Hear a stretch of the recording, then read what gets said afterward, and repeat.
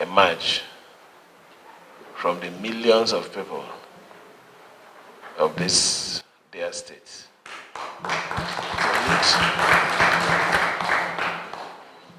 to lead or to manage for a short time the affair of our dear local government areas.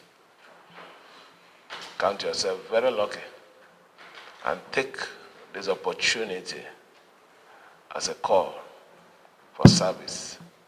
It is not a call that will make you see yourself as a superhuman, but an opportunity for you to protect the interests of your people and to also make us proud at this critical time that our decisions is not a mistake.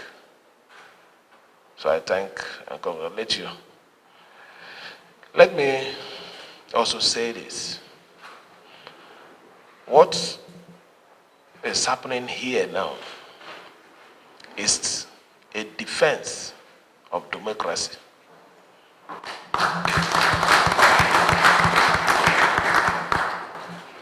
We will not allow a wrong precedent to be created in this country. It is not about River State, it's not about Fubara, but if in any way this attempt of tenure elongation succeeds in River State, it becomes a norm in Nigeria. So we have taken it upon ourselves to say, not within our own watch, that it will not happen, because it is completely alien to the Constitution of the Federal Republic of Nigeria. So for those people who are saying the only reason why we want to continue to be in the office is because elections are now conducted, we have more than 85% of the states in Nigeria that are being run by caretaker. Ours is different. You have your tenure. You have completed your tenure.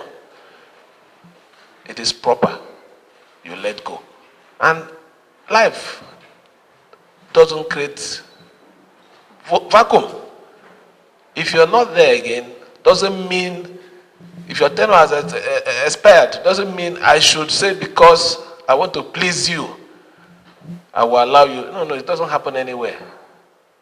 People must take over, manage the affair, and elections be conducted.